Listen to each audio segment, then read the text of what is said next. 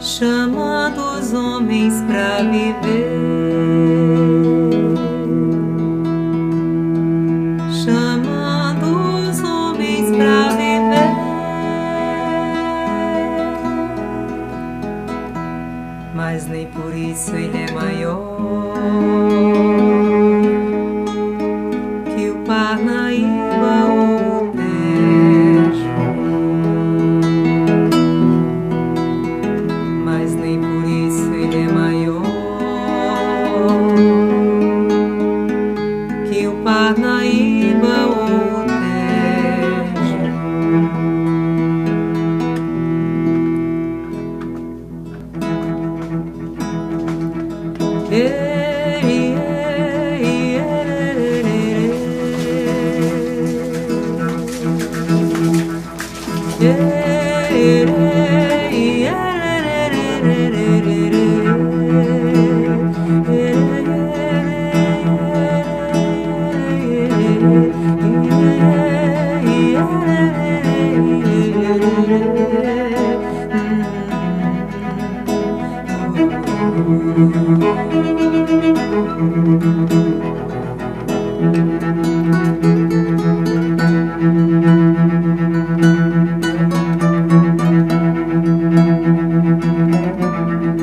A história da humanidade nos informa que as águas superficiais foram sempre determinantes da fixação das civilizações. No caso do Piauí, isso aconteceu, e em relação a Oeiras, a relação é exatamente com o Mocha. O Vale do Canindé é uma das regiões do território piauiense em que serviu de penetração a representantes de uma matriz cultural ibérica, portugueses e espanhóis. O Mocha, portanto, tem que ser considerado como um dos fatores determinantes da fixação de um aglomerado humano que formaria uma comunidade que se fixaria ali antes da presença humana de representantes dessa matriz ibérica na região. A região tinha sido povoada, encontrava-se povoada por uma nação nativa dos gueguês.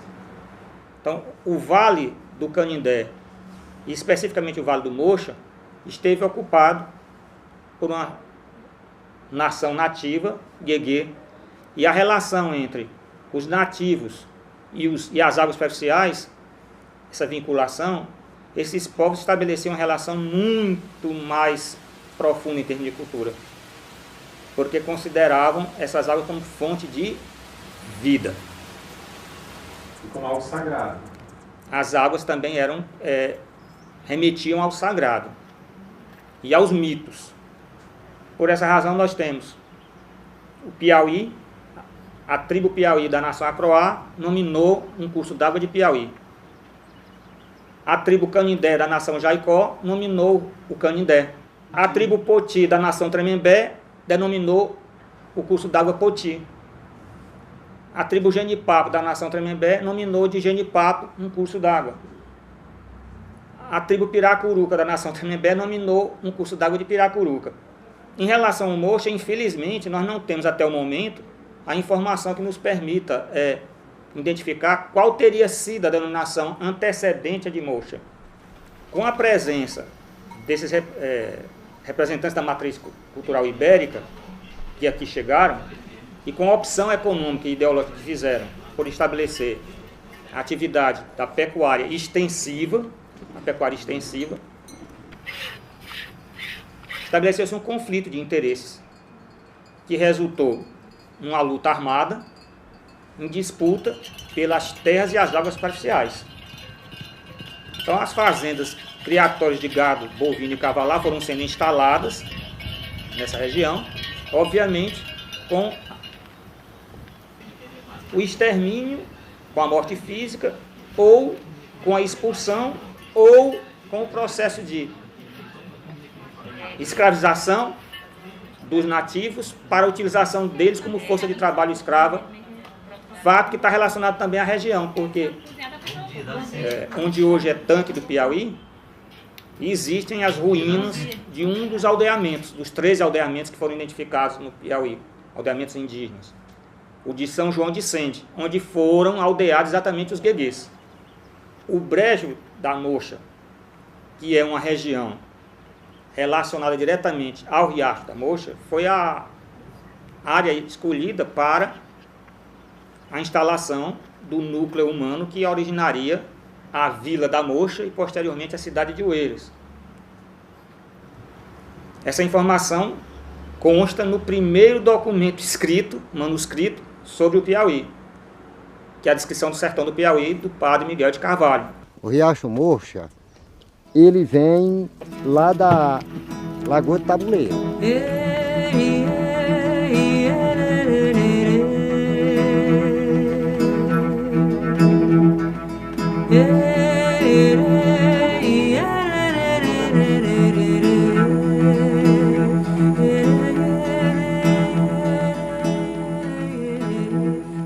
Chove, escorre água nos morros, em tudo para esse tanque, aqui na Lagoa do Tabuleiro e daqueles, vai a grota que passa na Cruz das Almas, é uns 200, 300 metros, e aí é uns 3 quilômetros para o Soizão. Ele era uma correnteza, bem daí da primavera, até cair dentro do rio Canindé. A nascente do Riacho Mocha é aqui onde nós estamos. Aqui mesmo. É aqui mesmo. Quantos olhos d'água tem na nascente? Rapaz, que eu conheço, ainda hoje passei nele ainda agora. Naquela perna de grota que vai para colar. Quantas nascentes havia? Quantas nascentes? Aqui tinha essa, e aqui daqui para baixo tinha muitas nascentes. Tinha bem aqui em Seu Elpidim, aí tinha lá ali na primavera, no final da Suero, e ia descendo, ia descendo. Rapaz, nós estamos no Olho d'Água, chamado Olho d'Água do Carro Velho. Que eu conheço outro olho d'água lá na primavera. Bem aqui tem um olho d'água. Tem o Olho d'Água do Barro Vermelho, naquela outra perna e sobe para o Riacho do Davi. Lá depois do buraco de Paulino tem o Olho d'Água do Pinga-Pinga também, já fica lá mais perto da Lagoa do Tabuleiro. Em minha infância eu conheci esse olho d'água minando, escorrendo aí direto. Nós podemos dizer que esse olho d'água é uma das nascentes do Riacho Mocha. Certeza, com certeza. Não, a nascente que eu conheço dele é o Soizão.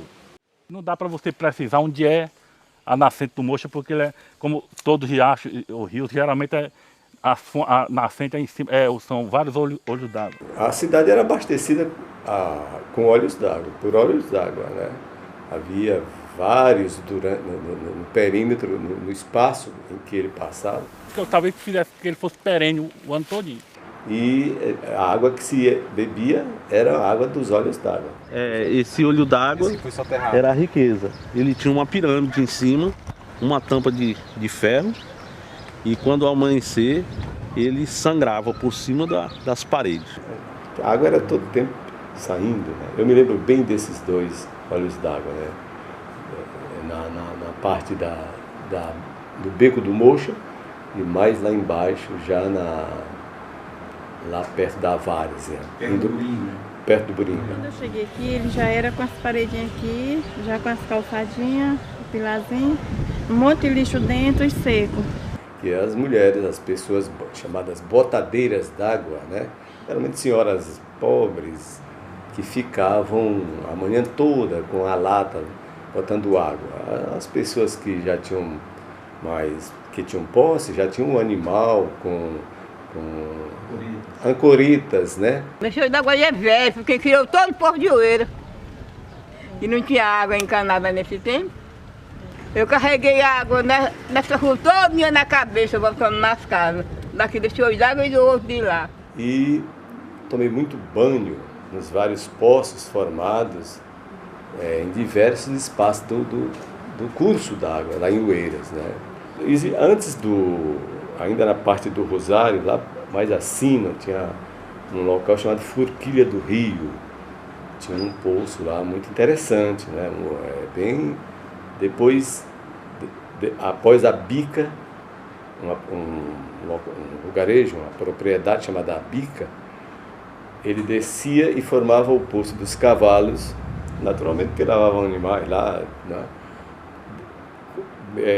Fazia a curva para seguir até a Ponte Zacarias de Góes, ponte grande, né? Primeira ponte do estado, e logo em seguida existia uma piscina natural feita na pedra, entendeu? Chamada Poço do Chico. Poço do Chico, tomei banho muito lá, sempre com muita água. Armaria, rapaz. Se ainda existisse o Poço dos Cavalos, eu só vivia lá. A gente pulava dentro do Poço dos Cavalos para ver se conseguia pegar areia lá no fundo do poço e voltava sem nada porque não conseguia alcançar.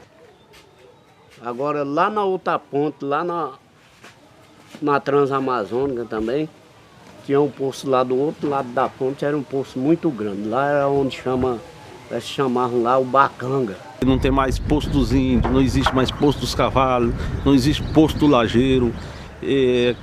Acabaram todos. Posto de Pedro Vieira, no Barateiro, não existe mais. Todos se acabaram. As domésticas de Oeiras tinham uma renda que lavava roupa para os ricos da cidade. Era de onde tirava o sustento dos seus filhos. A minha mãe mesmo fazia isso. E onde era que as lavadeiras batiam roupa? Ah, daqui para ali, ó. Aí tudo é lajeira aí, porque tem esse capizinho não estando descoberto, mas era caída de mulher aí, daqui para aquele pau acolá, era batendo roupa. E lá embaixo, no Poço dos Cavalos chamado. Tá tão longe, José e Maria. Levanta, José, deita, José. Tá tão longe, meu Deus, tá tão longe. Tá tão longe, meu Deus, tá tão longe. Tá tão longe, José e Maria. Levanta, José. Acorda, José. Tá tão longe, meu Deus, tá tão longe. Muito obrigada. Nós descia pra mocha, eu pequena. Mamãe me dava as calcinhas, cueca, para me lavar, para diminuir a roupa para ela, porque era muita roupa. Fazia o sabão com tingui, com melão. Ela pegava o melão de São Caetano, levava, que era para fazer a bucha, né? Fazia a bucha, disse que era para o sabão render. Aquele rolo de mulher lavando roupa na mocha. Era a finada Maria do Filho, era a Pedrina, a finada Teodora. Todas lavadeiras. Tinha o finado João Toco, que ele era até viado. Ih, Deus subiu. Lavava tudo, roupa, junto com a gente. Ali era uma alegria, todo mundo conversava, era amigo de uns aos outros. Era muito bonito na época. Tinha um quartel, que eu chamava o Porto Quartel. Que ficava perto do quartel da polícia. E era muito bonito, a gente pegava água, puxava água com um baldinho. Minava, a gente esperava daqui do Rosário, a gente descia para ir pegar água, trazia com a latinha na cabeça, subindo aqui para o Rosário, a gente tomava banho à vontade, lavava roupa à vontade, né? E nesse tempo ninguém tinha água encanada nas casas, dependia tudo lá do mocho. Lavadeiras estendem aquarelas sobre a seca, de baterem as mágoas das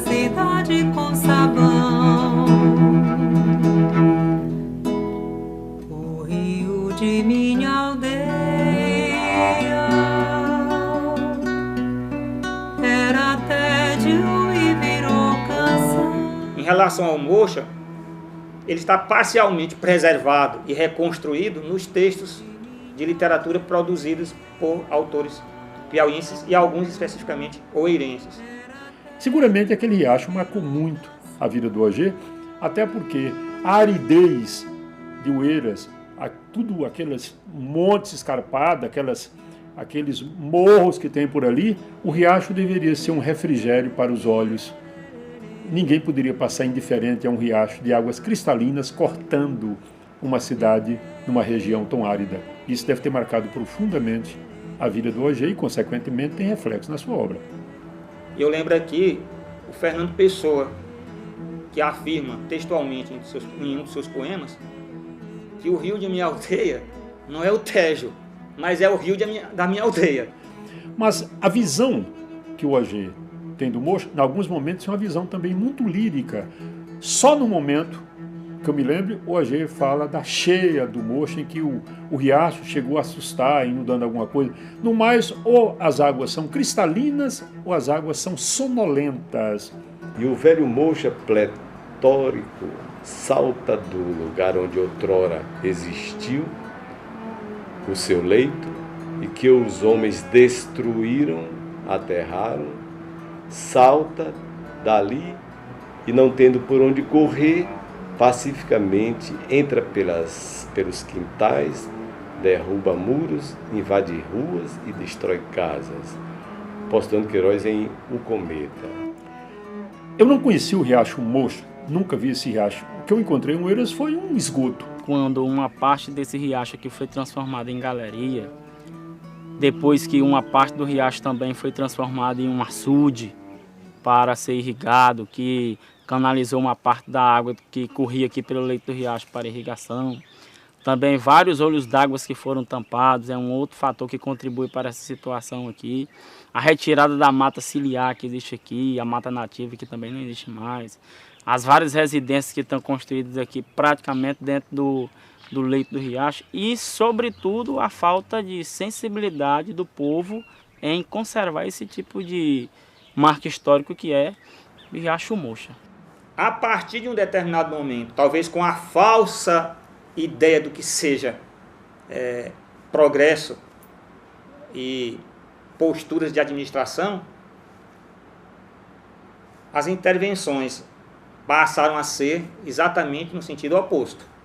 Quer dizer, as atitudes políticas que foram assumidas em relação à preservação do riacho foram prejudicadas, porque as intervenções que aconteceram comprometeram gradativamente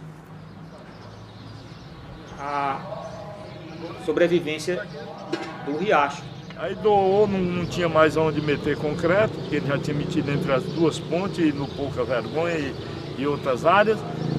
Vai e faz doação para fazer aquela habitação, aonde se poderia ter colocado a 100 metros depois do Mocha, para que aquilo ali fosse uma reserva e que a gente pudesse plantar com plantas nativas, plantas da nossa região. E a preocupação com o meio ambiente, ela não existe, né? Apenas de urbanizar, de calçar, de asfaltar. Nós tínhamos aqui um riacho, né, que percorria uma água natural, limpa, potável, que era de sustentação, tanto animal, vegetal, a própria mata, a vegetação ciliar. Hoje se acabou tudo isso. O homem transformou no que está hoje. É esgoto a céu aberto. O desprezo do poder público ao riacho. O riacho passou a ser um esgoto a céu aberto. Rapaz, até em 2000, não, 2004, que foi 2005 que inauguraram lá, até 2004 tinha peixe na Mocha, porque não tinha poluição na Mocha. O lagoão lá da merda lá, poluiu a Mocha, até os peixes acabou. Ah, foi devido da fezes lá, deve ter sido, né? Porque o remédio, estão falando que o remédio não é o suficiente para matar todo o polo, todo aquele micróbio que tem, né? Não mata todos, né? Sempre fica vivo. Então fica o caso da pessoa ter aquele receio de não usar água da Mocha, por causa da poluição. Ela vem Uma, duas, três. Sai nessas 3 bocas. Cai aqui, daqui, transporta para aquela caixa por lá. Daquela caixa, ela já roga mais 2 cascas no Riacho Mocho. E onde ela sai é exatamente dentro do Riacho Mocho. Dentro do Riacho Mocho. E essa água esverdeada, a gente tá vendo borbulhando ali. Tá vendo borbulhando a saída dela, bem. Tá triste. Tá triste. Eu mesmo passo lá, amanhã vai fazer 8 dias que eu passei lá, olhei pra lá, eu fiquei triste. O que a gente vê ali em Oeiras e como no Piauí todo, é que essas transformações são feitas sem nenhum planejamento urbano propriamente dito.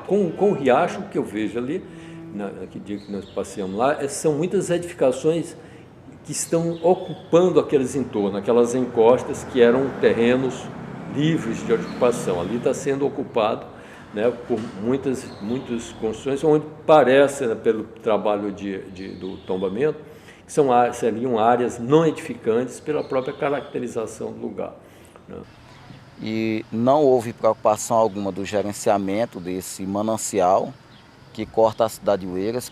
Se nós pegarmos a referência do Tietê e São Paulo, ou do Parnaíba e Teresina, talvez seja algo semelhante à relação entre Oeiras e o Mocha. Então foi aterrando tudo, foi aterrando, fazendo barragem aqui no riacho. Eu entendo que uma das coisas que mais afetaram foi a construção do açude Soizão. Até antes de fazer a parede do Soizão, o Riacho Mocha tinha água dentro. Mas eu conheço pessoas que trabalharam lá no Soizão que me disseram que o zóio d'água lá foi matado com concreto. Sinal, eu tenho um colega que me disse que fazia aquilo ali e ainda hoje ele tem remorso, sente remorso do que ele fez. Porque ele disse que tem consciência que ajudou a matar o riacho. Disse que todo dia jogava concreto e no outro dia, quando eles iam trabalhar, lá o olho d'água amanhecia minando como se fosse assim uma pessoa pedindo para não matar ele. Fez o açude do Soizão, as pedras, a água foi cavando nas pedras e caiu dentro e aterrou. E para mim, o Soizão tem muito a ver com o sepultamento do Riacho Mocho. E aí a gente pensou, a gente tinha vários clubes de estudantes, os estudantes de Oeiras em Recife, os estudantes de Oeiras em Fortaleza, os estudantes de Oeiras em Teresina. E a gente achou que a gente podia juntar forças para chamar o povo para cuidar daquele riacho. E aí a gente pensou nesse movimento que resultou, né, nesse evento que aconteceu aqui nessa praça em fevereiro de 1984, em que a gente chamou todas as lideranças políticas da época para assumir um compromisso público de defesa do Mocha. Lamentavelmente, passado tantos anos, a gente vê que aquele compromisso efetivamente não se cumpriu.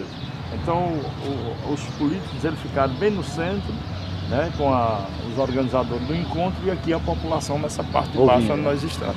E ninguém se preocupou em projetar novos atos que viessem a gerar alguma coisa concreta em prol da recuperação do Mocha. Foi um lugar de lazer, de alimentação para os animais, de lazer, do próprio convívio. As pessoas viviam desse riacho, plantavam próximo às margens, criavam.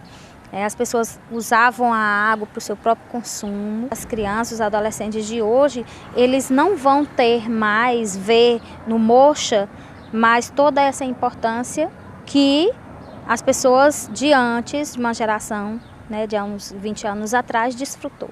Para essa geração de agora e para as futuras, o Riacho Mocha ele vai apenas estar citado nos livros. Isso não é bom para a cidade, não é bom também para a comunidade, para a população que vive à margem do riacho. Que a população olhasse com mais delicadeza, com mais sensibilidade, visse a importância do rio para o momento atual. Para a criança que mora aqui próximo, temos que conscientizar a população para despertar, para cobrar mais do poder público, despertar do interesse de um bem de um bem que é esse rio para a população e que tem importância histórica. Enfim, isso tem que ser um conjunto, sociedade, poder público, não tá a população jogando culpa no poder público e nem o poder público jogando culpa na população. Todos nós somos culpados desde o momento que nós não agimos, praticamos uma ação para evitar a degradação ambiental. Mas o que significa um córrego lá do Mocha para a cidade? Né, em termos não só da história, mas da própria caracterização da paisagem, isso não é discutido, não é levado para as pessoas sentirem o que significava isso. Né? Eu acredito até que não há uma consciência da cidade, do povo, da importância do riacho. Isso aqui tudo era roça. Plantar milho, feijão, sim, antes do açude. Mas as terras são boas. Isso aqui era um baixão só de sabiá. A água do riacho era limpa. Ao amanhecer, era uma água muito limpa. Uma água que você via ao fundo do leito do riacho. Você via os peixes correndo. Era a coisa mais rica que existia dentro de Oeiras. Era esse riacho. Rapaz, aí no Mocha, olha, tinha como matar o surubim, traíra, dá o piau, mandi, o cari, tabaco doido, da arraia. Exatamente. Dá quase de peixe. E aqui sempre era verde. Aqui tinha mufumbo, maria mole, tinha velame, tinha buçambê. E existia aqui uns pés de carnaúba, muitas carnaúba. Existia pé de chilas. Era uma área muito, muito bonita. É o jatobá, uma frondosa. Aqui na região nós temos muito, aqui na propriedade. Isso aqui é uma das árvores que ajuda a preservar o riacho. Quando meu avô trouxe essa para cá, só tinha um pezinho lá na vazante, é outra parte do riacho. Os morcegos já espalharam ela, passando por pé de sapucaia aqui, tem outro, bem aqui o pé de sapucaia. Havia muitas mangueiras às margens do rio. E aqui, esse encontro aqui, é onde encontra a Mocha com o leito do rio Canindé. O encontro aqui no inverno é uma coisa até bonita para a gente olhar e ver quando a Mocha está cheia. Porque, por exemplo, o rio está cheio. A Mocha vem lá para cá, a água do rio é mais pesada, ela corre mais lenta. A Mocha tem mais força, que ela é mais rápida. Quando ela bate lá para cá, aqui no rio, ela dá do outro lado, a água do rio, o que acontece? Ela espalha para cima, a Mocha desce, corta ela aqui no meio, sai no barranco lá, aí desce para baixo. Resgatar o que se perdeu até determinado ponto, isso é passível de ser feito, tecnicamente passível. Por que o Oeiras também não poderia ser feito isso? Né? Nós podemos imaginar muitas coisas, como parques, como locais de encontro, enfim, pousadas, camping, isso daí são muitas ideias que podem fazer isso. Mas o planejamento do desenho que se deseja para a cidade passa por essa investigação do processo histórico e do que se quer em termos de preservar e de renovar. Eu vejo tanto o riacho quanto o entorno como uma parte integrante e indissociável da cidade. O que é que tem que ser feito aqui para a preservação? Nós não vamos ter um resultado imediato. Primeiro é que o que tem que ser feito de maneira lenta e gradativa. Depois é que a natureza, uma agressão que é feita a ela lhe responde negativamente e rápida. Mas quando você vai tentar reverter a situação, para ela lhe responder, ela já vai lhe responder de maneira mais lenta. Então o que tem que ser feito aqui? A primeira coisa é a população tomar par da coisa e querer que o riacho volte a ser o que era antes. Os que habitam Oeiras, quer sejam oeirenses ou não, devem assumir um compromisso de preservação do Mocha. Tem que ser feita uma campanha muito grande de conservação dessa área. Uma campanha que tem que ser feita com técnicos que entendam e tenham aquela preocupação em preservar o riacho. Eu entendo que os técnicos que têm que participar tem que ser gente de Oeiras, que sabe o que é o riacho, tem paixão pelo riacho, sabe da importância do riacho para o município. Foi aqui onde Oeiras começou, foi aqui onde o Piauí começou, e entende da técnica de conservação. Águas superficiais que existem dentro de perímetros urbanos devem ser conservadas, devem ser consideradas como fonte de vida, devem ter destinações e funções que possibilitem às pessoas, aos seres humanos que vivem nesses centros urbanos, estabelecerem uma relação harmônica para com elas. E não tê-las como destinatário de resíduos. Eu entendo que não há que se assumir uma expectativa de espera ou de aguardar simplesmente que os administradores sejam eles que tomem a iniciativa. Eu entendo que essa iniciativa teria que partir da comunidade, para que se crie, então, o fermento necessário para que se deflagre, então, o processo de preservação. Sobre os lajedos, tomados de detritos, escorre um rio pobre. A Augusta, ele vence o escárnio. A fogo, corta a carne da urbe. O que devia ser feito mesmo é se matar os olhos d'água, tinha que destapar. O que tinha que fazer era o que tinha antes, era, se por exemplo, tirasse a parede e plantasse as árvores que existiam antes, aí nós ia ter o mesmo riacho, mas sem fazer isso aí. Não olhe.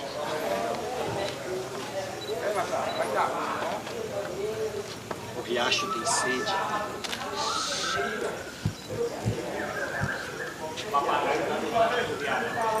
O riacho tem sede!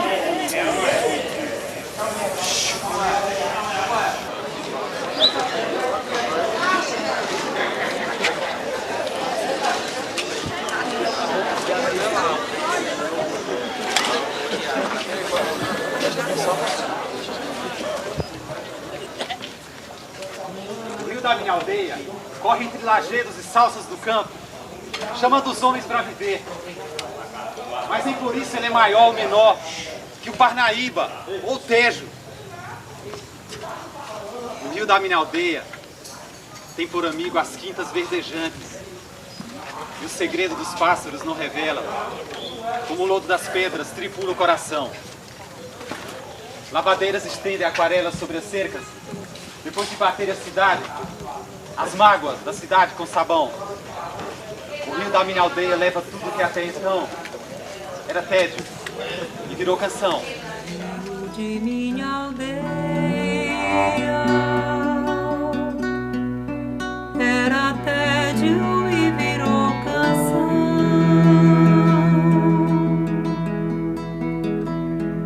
O rio de minha aldeia era tédio e virou canção.